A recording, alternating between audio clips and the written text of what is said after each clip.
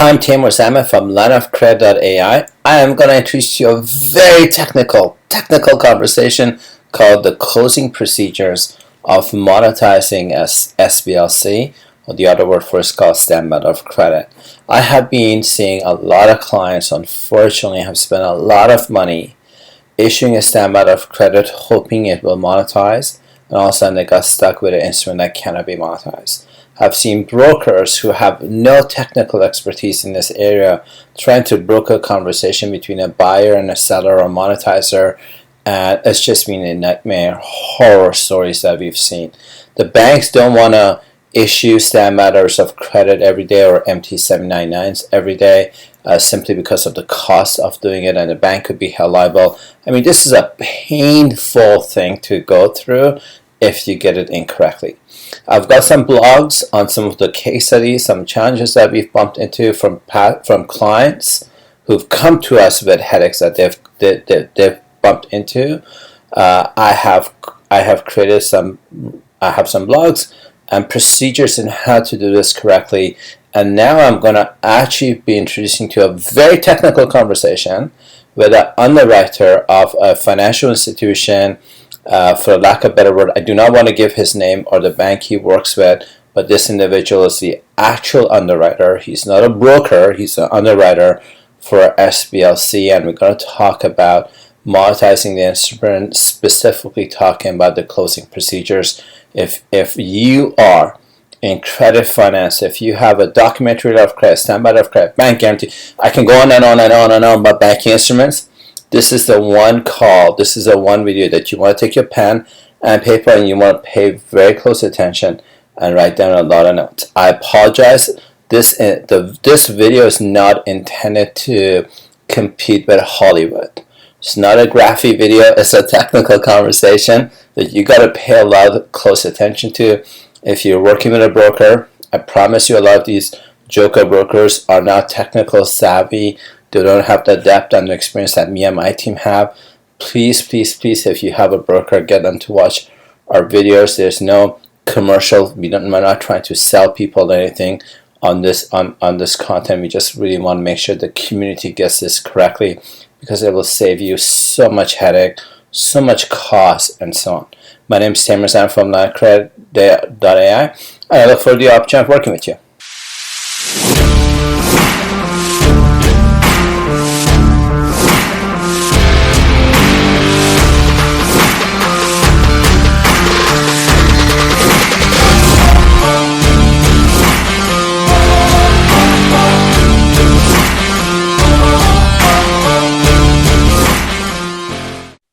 Caesar, you are one of my, I'm going to say, trusted partners in monetizing banking instruments, DLCs, SBLCs. Today, we're going to talk about the closing procedures of monetizing SBLC for one of our clients. Before we go into this process, can you say a little bit, I don't want you to disclose your company name or anything like that, but can you just say a little bit about your experience about monetizing instruments so people watching this video can appreciate your depth of experience?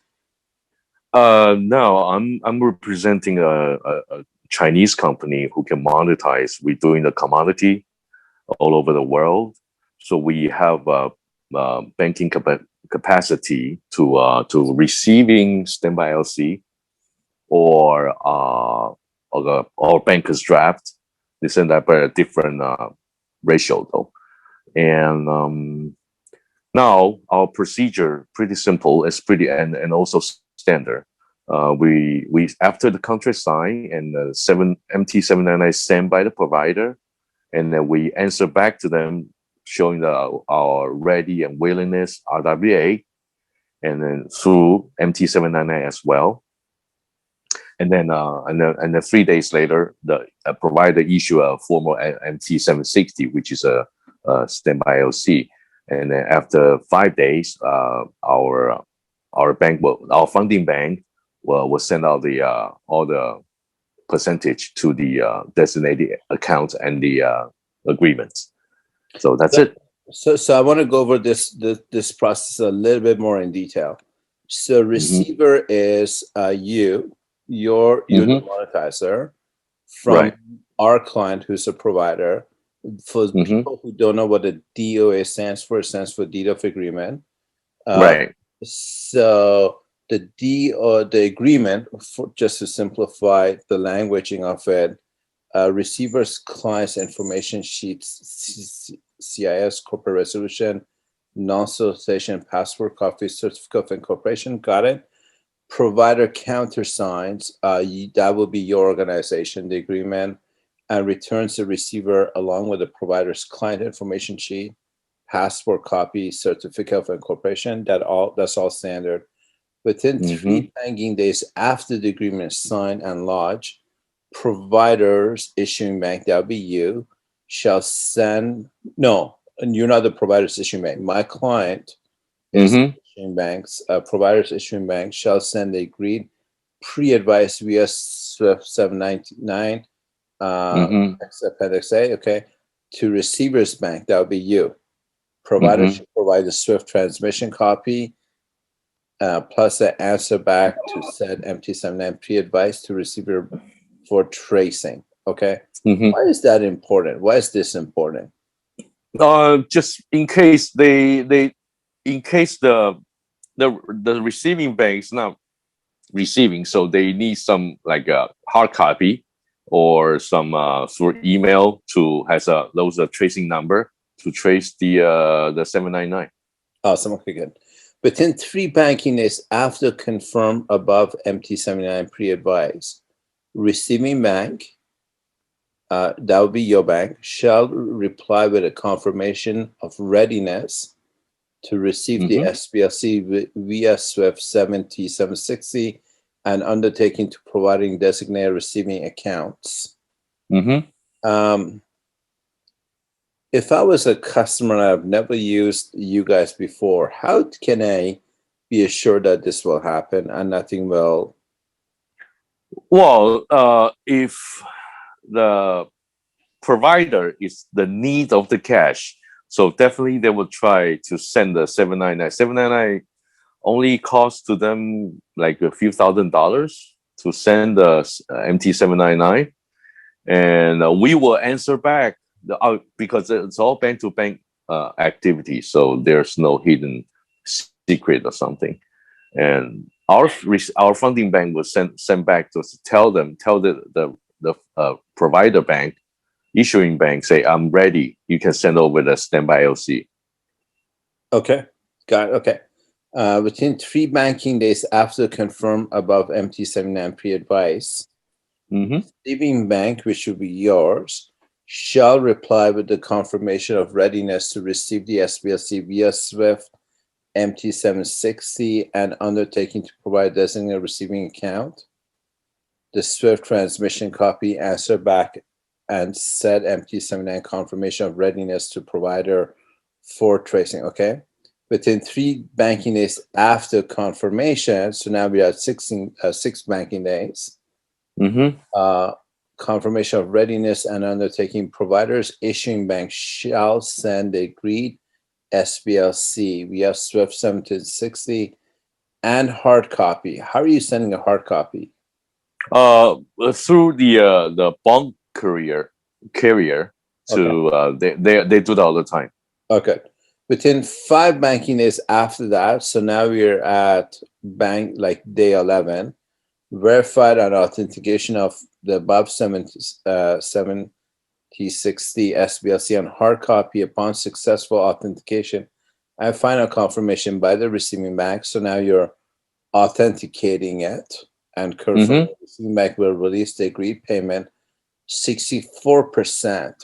64 is just a sample, so the percentage can be like, as they say, the 70, which is 60 plus 1 plus 1. Okay, good. So if I have a JP Morgan SBLC, what can I get out of it today? Before 70. 70s, I think it's fine.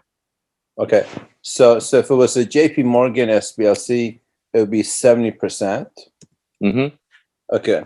Via unconditional SWIFT MT103 wire transfer to providers designated payment receiving account simultaneously. Receiver shall pay commission fees of 1% to both Oh parties. no, no. You know what? You should change 70 to 60A, or whatever that you need to. It's supposed to be commission fee is 2%. You know, there's a kind of international standard. The bank doesn't like the commission be too high. 2% is the maximum they can see. So you be changing to 60A instead of 70, and 2 instead of 1. So this should be 68? Yeah, yeah. But if it's a JP Morgan New York, shouldn't it be 70? But the commission is come from the issuing party though, so it should be 68 plus 2. Right. Let me ask you the same question differently. If I wanted to get 90% LTV, what do I need to do? No, there's no. They cannot be 90% LTV. Okay, 80%. Because the 80%, I don't think it's at this point. JP Morgan 70, they're good with it. Okay. All subsequent tranches will be based on the same procedures or agreed on by both parties. What does that mean? I know what that means, but I want people who are watching this. What does it mean? Well, it's like, for example, the first tranche is 150, which is we suggest the issuer to issue only 100, no more than 150 million. And then the second one will be the subsequent tranches, which is second tranche can be 300, can be 450, can be 500, no more than 500 million. So that's what they meant. So what happens if I have a SBLC for $1 billion? No, you have to break it. You have to break it down. There's no like really hard to monetize on the $1 billion SBLC. So you're going to do it in tranches? Yes, of course. It has to be like that way.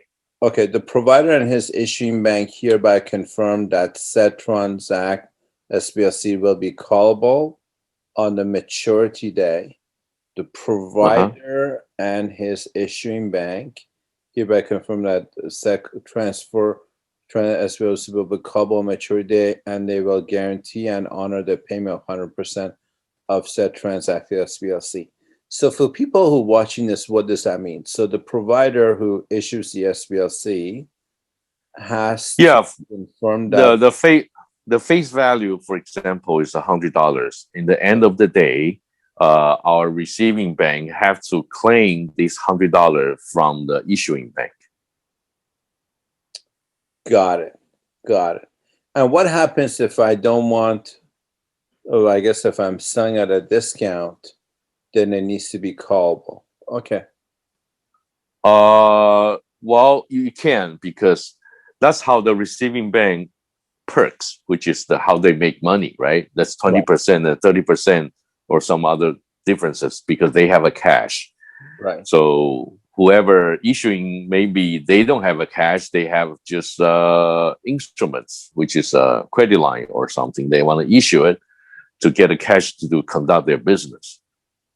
Right. Understand. Okay, good. So I'm going to stop the recording for this. Caesar, thank you so much for being one of my trusted partners.